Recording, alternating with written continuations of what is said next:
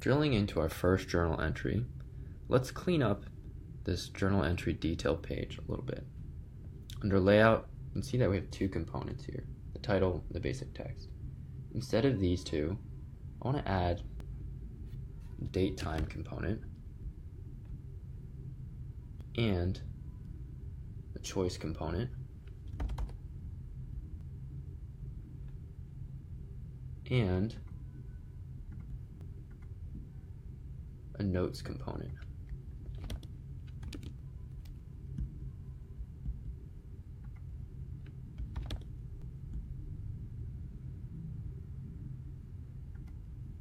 All right, so I've got my date, choice, and notes.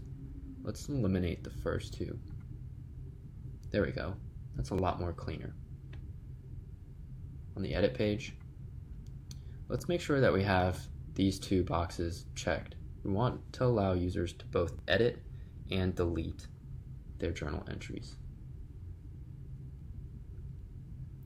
But let's make sure we update some of these components here.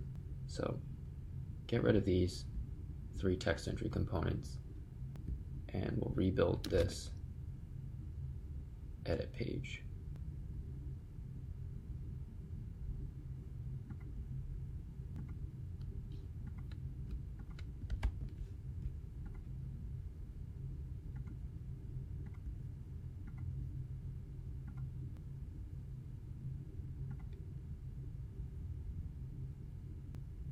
Awesome.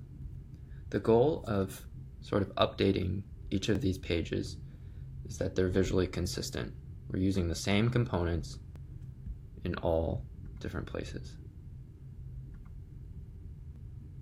So now, if I add a new emotion,